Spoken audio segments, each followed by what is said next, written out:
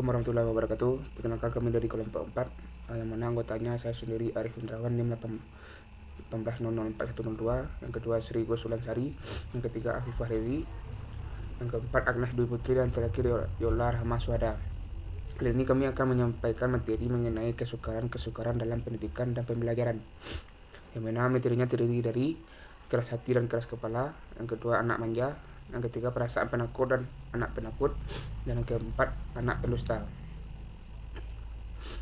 Langsung saja pada materi yang pertama, yaitu keras hati dan keras kepala. Untuk keras hati, pengertiannya adalah sifat dalam hati yang tidak peduli atau acuh tak acuh terhadap kesusahan orang lain. Seseorang yang hatinya memiliki sifat tersebut tidak merasakan bagaimana kepedihan dan penderitaan orang di sekitarnya. Awal mula sifat keras hati ini ialah karena adanya rasa sombong dan tidak mempunyai peri kemanusiaan. Untuk pengertian keras kepala, yaitu orang yang bisa dibilang orang yang susah diatur, orang yang susah dinasihati. Berdasarkan KBBI, orang tersebut maunya sesuai dengan hati sendiri, dengan pilihan sendiri. Intinya dia tidak mau mendengarkan apa yang orang lain menasihati kepadanya.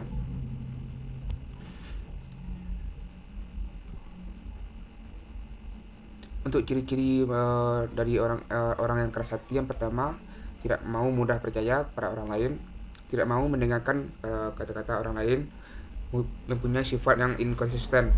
Yang keempat itu adalah melakukan apa saja demi mendapatkan ambisinya. Dan yang kelima yaitu tidak mau peduli dengan perasaan dan keadaan orang lain. Itulah ciri-ciri dari orang-orang yang keras hati ini. Selanjutnya, ciri-ciri dari anak yang keras kepala. Yang pertama yaitu anak yang keras kepala memiliki keinginan yang kuat untuk diakui dan didengarkan oleh orang tua atau orang sekitarnya. Jadi mereka mungkin akan sering melakukan perhatian. Yang kedua, anak keras kepala mempunyai kualitas kepemimpinan yang sangat kuat. Itu bahkan mereka terkadang bisa bossy. Dan yang ketiga, tidak mau melakukan sesuatu yang tidak disukainya.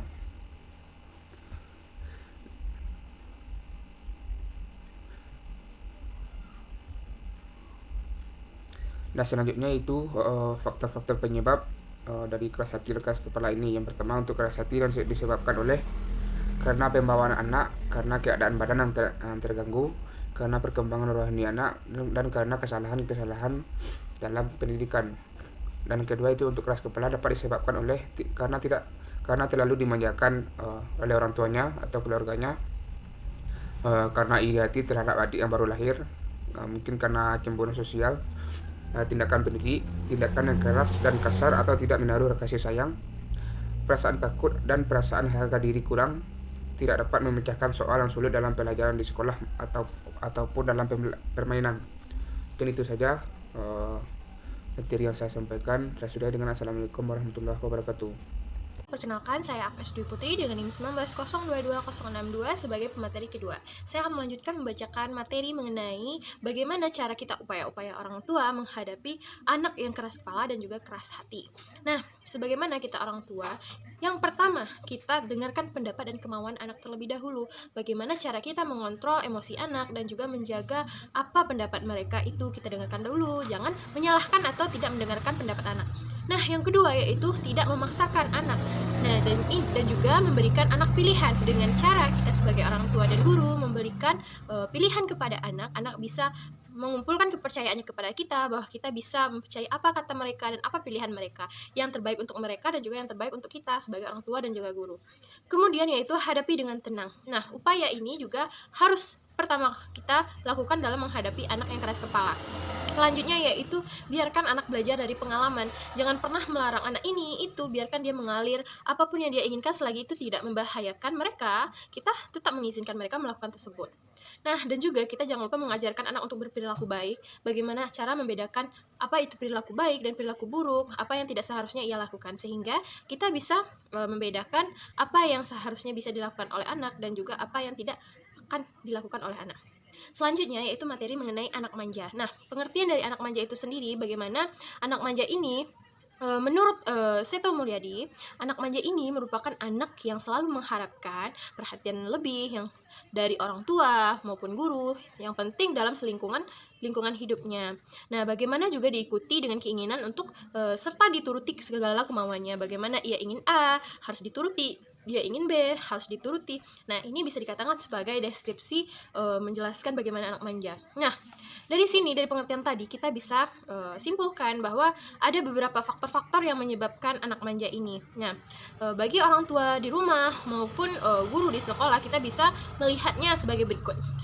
Yang pertama yaitu kita lihat dari faktor lingkungan keluarga.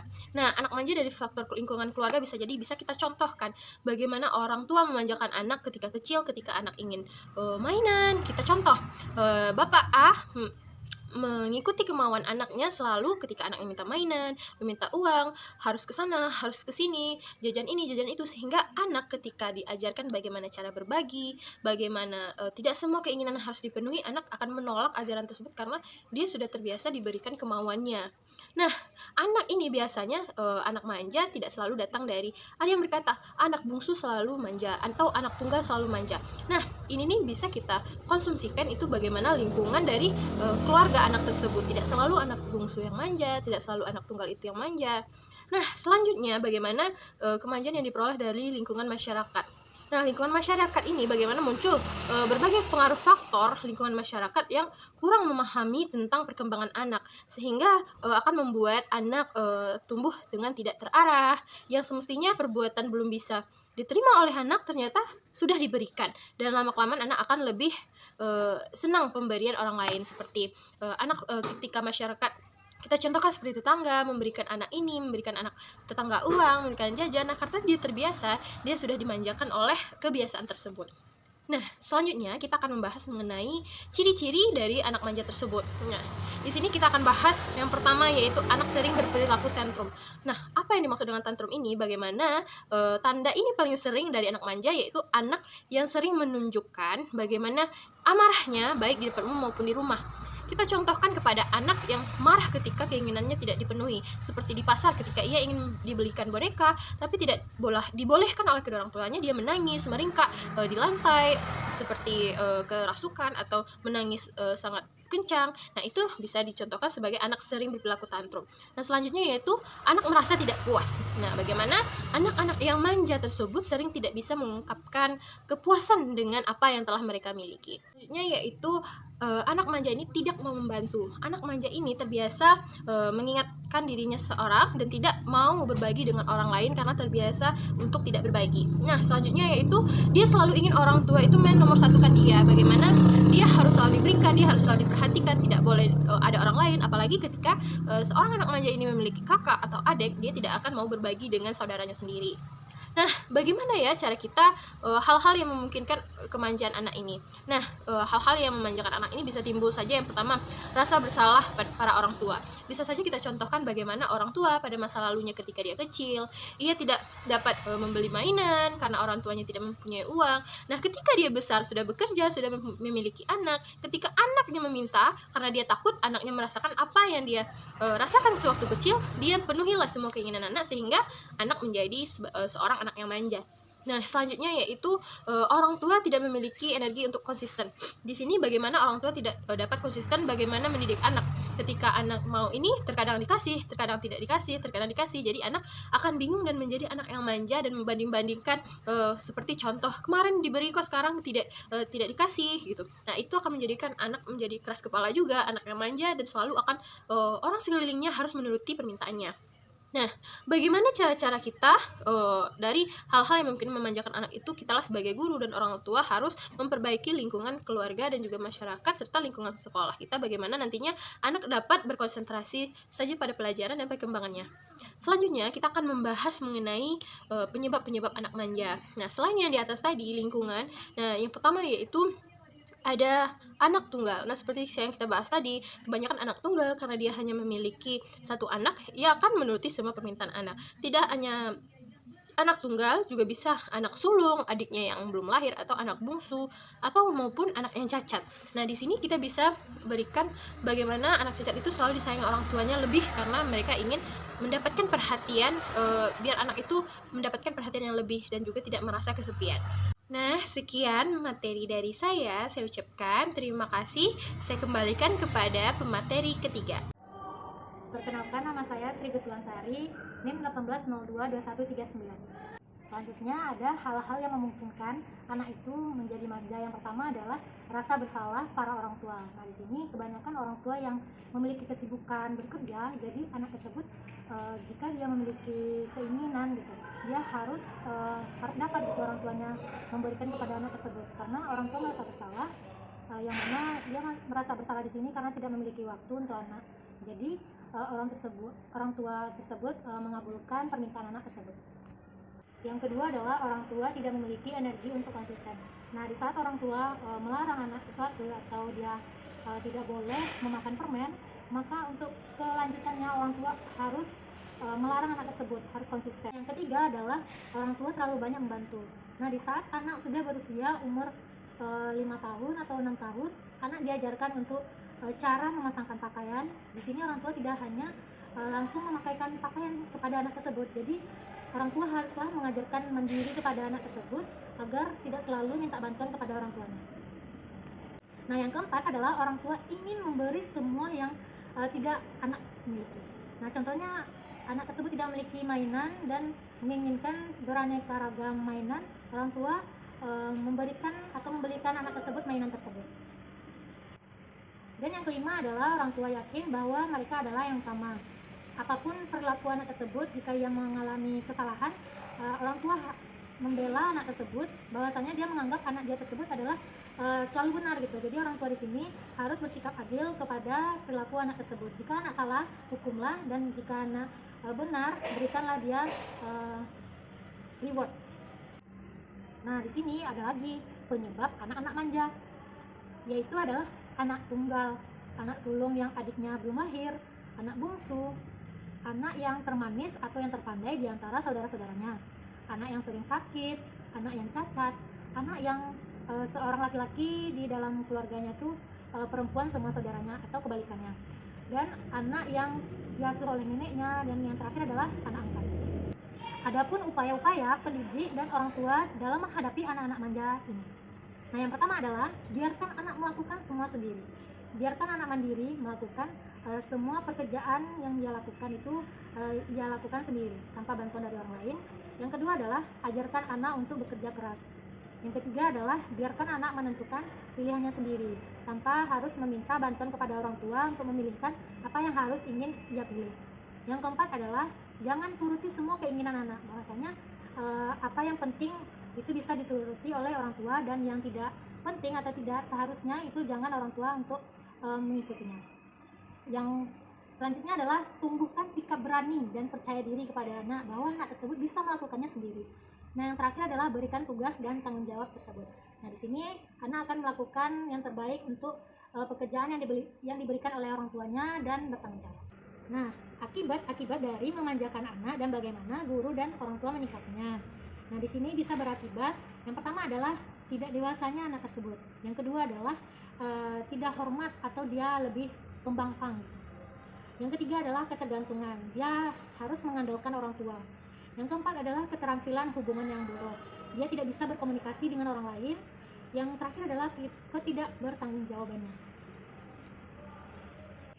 Selanjutnya adalah perasaan penakut atau anak penakut. Pengertiannya adalah menurut Helen Ross, perasaan takut adalah suatu perasaan pokok dan begitu erat hubungannya dengan harkat mempertahankan diri. Misalnya mempertahankan diri dari bahaya yang berasal dari luar, orang lain, binatang maupun benda-benda yang membahayakan.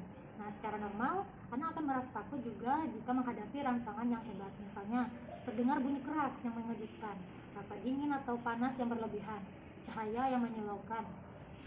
Selain itu juga takut pada kejadian-kejadian yang tidak terduga atau suasana baru yang asing bagi anak. Reaksi takut ini biasanya akan ditunjukkan dalam bentuk tangisan atau jeritan. Rasa takut seperti ini merupakan takut yang wajar. Nah, tetapi bila dengan rangsangan biasa yang tidak terlalu hebat sudah menimbulkan rasa takut yang berlebihan pada anak, maka hal ini dapat dikatakan merupakan sebagai maksa. Nah, selanjutnya ada ciri-ciri anak penakut. Yang pertama adalah waktu tidur dia sering terbangun, banyak mimpinya yang menakutkan sehingga anak tersebut terbangun dari tidurnya. Yang kedua, berjalan waktu tidur, berteriak secara tiba-tiba dan sering kaget saat tidur. Nah, anak seperti ini merupakan beban bagi orang tua sebab anak tidak mungkin tidur sendiri. Ia harus selalu ditemani ketika ia tidur dan bahkan tidur bersama orang tuanya. Anak juga sering gemetar bila disuruh berikan ke kelas atau disuruh gurunya untuk perkenalan diri atau menjelaskan sesuatu. Nah, di sini kadang anak sering memperlihatkan sikap putus asanya. Anak penakut sering mengalami kegagalan dalam pergaulan pertemanan. Anak penakut akan terhambat kreativitasnya. Oleh karena itu, anak harus diberi suasana yang menyenangkan, tidak menekan, merasa diterima, tidak merasa terancam, dan anak tersebut mendapat pengakuan dan pengertian dari orang lain. Assalamualaikum warahmatullahi wabarakatuh. Perkenalkan, nama saya Yola Rama Suhada, NIM 19002150. Baiklah, di sini saya akan melanjutkan materi selanjutnya, yaitu gejala yang menyebabkan timbulnya rasa takut pada anak. Yang pertama, gejala rasa takut fisiologis. Di antaranya adalah kardiovaskular, jantung berdebar dan rasa ingin pingsan, pernafasan, sesak nafas, tekanan pada dada, dan sensasi tercekik, neuromuskular seperti insomnia, mondar-mandir, dan wajah tegang, gastrointestinal seperti nafsu makan hilang, mual, diare, salur perkemihan seperti tidak dapat menahan kencing, dan kulit seperti berkeringat, wajah merah, dan rasa dingin pada kulit. Yang kedua, gejala ketakutan perilaku yang meliputi kognitif dan afektif.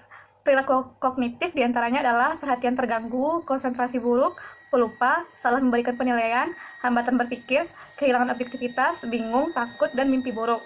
Sedangkan perilaku afektif diantaranya adalah mudah terganggu, tidak sabar, gelisah, tegang, gugup, khawatir, rasa bersalah, dan malu. Selanjutnya, faktor yang menyebabkan anak penakut. Faktor yang mempengaruhi rasa takut anak dalam penelitian ini adalah anak takut dikurung, karena faktor imajinasi anak, takut ditinggalkan, ditakut-takuti, protektif, atau takut ketinggian. Faktor-faktor tersebut dipengaruhi oleh pengalaman anak, lingkungan keluarga, pola asuh orang tua, serta lingkungan anak.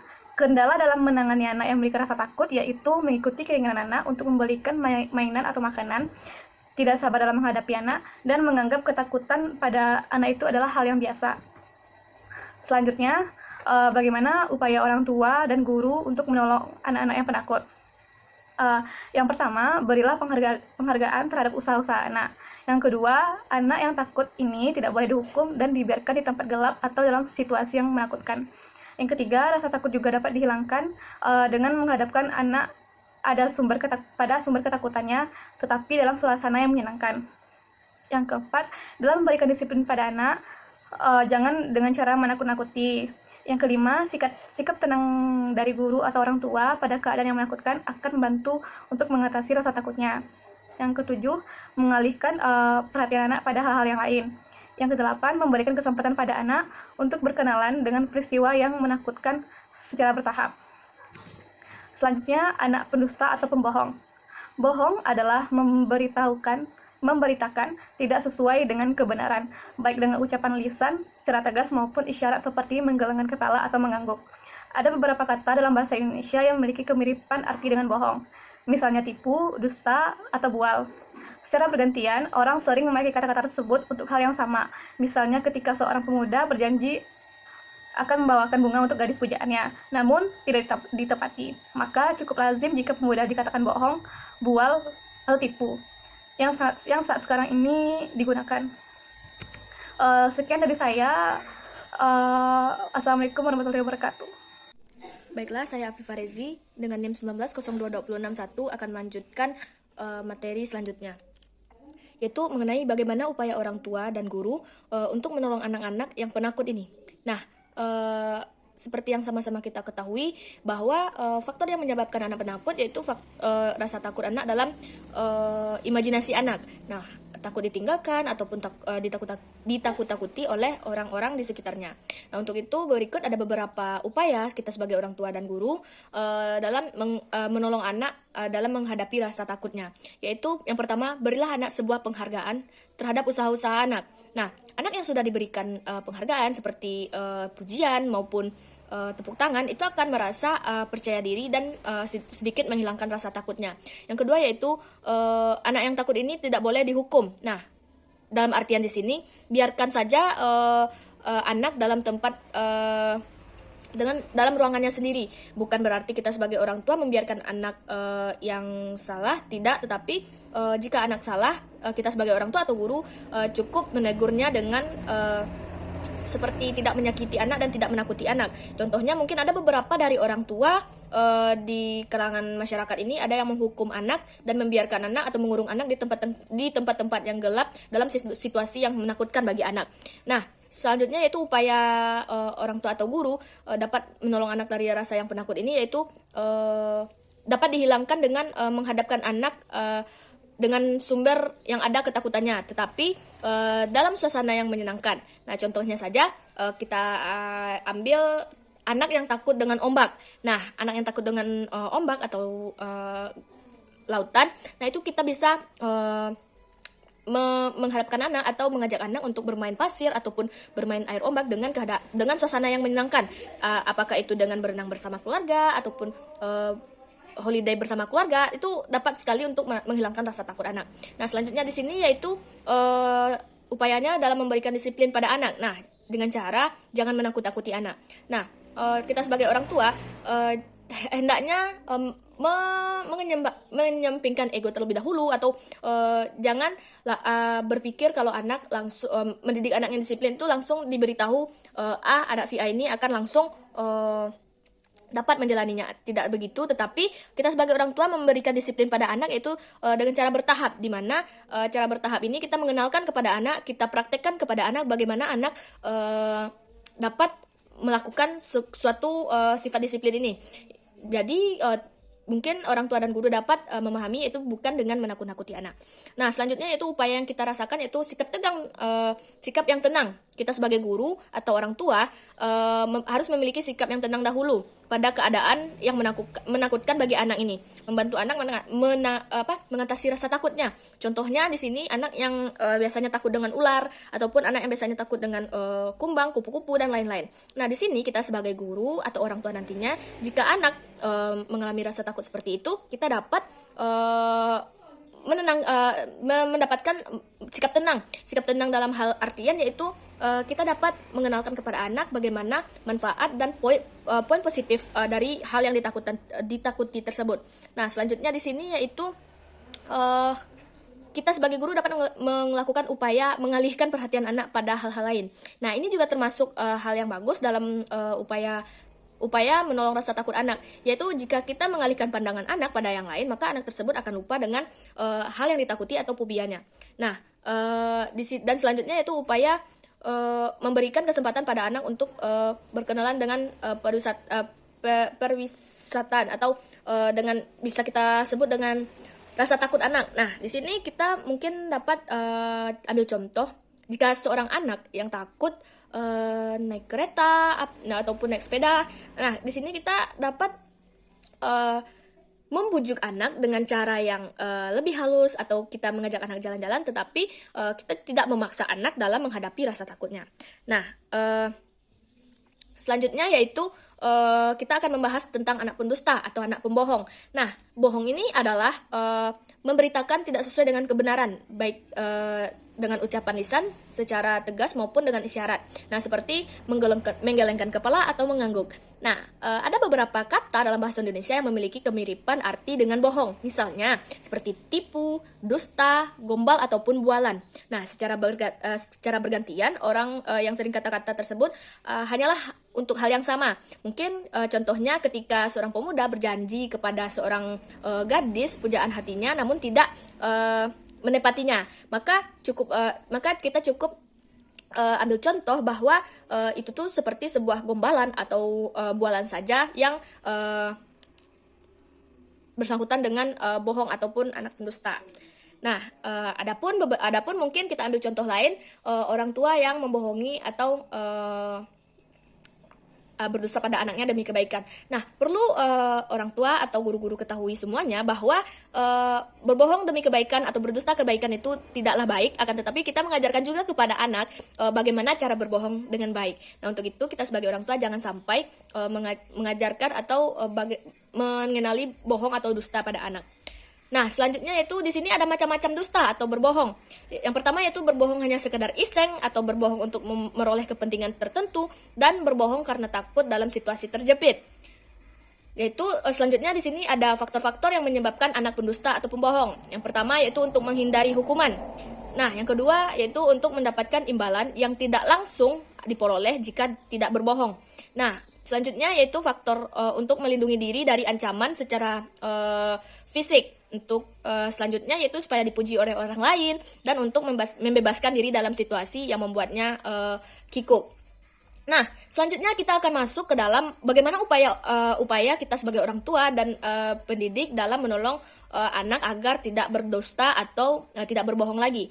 Nah, cara yang pertama yaitu panutan kejujuran. Nah, kita sebagai guru atau sebagai orang tua hendaknya mengatakan apa adanya, jujur dan tidak memaksakan apa yang harus dikatakan. Nah, akan tetapi di sini kita sebagai orang tua atau guru, kita katakan apa yang semestinya kita katakan. Seperti contohnya jika anak tersebut memiliki nilai yang jelek atau hasil yang tidak bagus, maka kita akan mengatakan hal seperti itu, bukan berbohong. Akan tetapi mungkin kita agak lebih memperhalus dan lebih memotivasi anak dalam pembelajarannya. Nah, yang selanjutnya yaitu jelaskan tentang kebenaran versus kebohongan. Nah, di sini kita juga bisa menjelaskan mengenai neraka dengan surga. Jika anak yang berbohong itu akan masuk neraka, dan jika anak yang selalu jujur, selalu mengatakan kebenaran, maka anak tersebut akan masuk surga, dan jika bohong anak tersebut akan masuk neraka. Nah, gitu. Nah, selanjutnya itu beri satu peringatan. Nah, kita sebagai guru atau orang tua, jika anak sekali berbohong, kita langsung memberi satu peringatan kepada anak tersebut bahwa tidak ada kata bohong selanjutnya lagi. Nah, selanjutnya yaitu jika anak sudah keseringan berbohong, maka upaya yang kita lakukan sebagai orang tua atau guru adalah meminta bantuan yang profesional, yaitu apakah itu dengan psikologis ataupun konseling dan lain sebagainya. Nah, selanjutnya yaitu upaya yang kita lakukan sebagai orang tua atau guru untuk membedakan alasan untuk berbohong ada banyak. Nah, ada beberapa alasan bagi anak yang untuk berbohong. Nah, jadi untuk itu kita tidak mengadakan alasan untuk berbohong pada anak, karena anak adalah menjadikan kita sebagai guru atau orang tuanya sebagai model contoh atau contoh yang terdekat. Nah, selanjutnya yaitu upaya yang kita lakukan, diskusikan konsekuensi ketika anak berbohong. Nah, di sini kita akan mendiskusikan kepada anak. Contohnya ketika anak berbohong maka ada hukuman, tapi hukuman di sini tidak berupa fisik, tidak berupa tugas ataupun tidak berupa mengurung, akan tetapi di sini anak akan diminta untuk menyebutkan nama-nama nabi ataupun menyebutkan hari-hari bulan ataupun dalam Islam ataupun mengenai dalam seperti yang kita ketahui dalam kalender nasional. Nah, maka di situ dalam hal lain kita dapat menguji bagaimana kognitif anak, bagaimana tangkap daya serap otak anak dengan memberikan hukuman seperti itu. Nah, selanjutnya upaya yang kita lakukan sebagai orang tua dan guru adalah berikan contoh yang baik. Nah, seperti yang saya katakan tadi, kita sebagai orang tua maupun guru hendaknya memberikan contoh yang baik, karena kita orang tua atau guru adalah contoh terdekat bagi anak-anak kita. Nah, selanjutnya yaitu upaya yang kita lakukan sebagai guru dan orang tua agar menolong anak agar tidak berdusta atau berbohong, yaitu jangan pernah memanggil anak si pembohong. Anak pembohong, anak pendusta itu tidak boleh. Itu akan membuat anak mencaps dirinya sebagai anak pembohong atau anak pendusta. Oh, berarti saya ini anak pembohong, berarti saya ini anak pendusta. Nah, kita sebagai guru ataupun orang tua tidak boleh mengatakan atau memanggil anak dengan sebutan seperti itu. Nah, di sini selanjutnya yaitu ada akibat dari anak yang berdusta terhadap pendidikan dan pembelajarannya. Yaitu yang pertama, ada anak tersebut akan menderita batin. Kenapa menderita batin? Karena dia akan merasa bersalah terus-menerus dalam kebohongannya atau kesalahannya. Yang kedua yaitu gagal mencapai tujuannya. Akibat yang selanjutnya itu tak merasa tenang dan mudah kecewa pada kritikan orang lain. Nah, selanjutnya akibatnya yaitu mencemaskan pandangan orang lain dan kehilangan jati dirinya sendiri. Maka di sini dapat kita katakan bahwa anak yang berbohong adalah anak yang belum menemukan jati dirinya, karena dia tidak percaya dengan dirinya sendiri dan tidak punya teman yang sangat tulus atau teman yang mendukung dia dalam kesusahan ataupun kesenangan. Nah, mungkin sekian materi dari saya. Saya terima kasih banyak kepada teman-teman yang sudah mendengarkan pemaparan materi ini. Dengan itu saya akhiri dengan wabillahi taufiq wal hidayah. Assalamualaikum warahmatullahi wabarakatuh.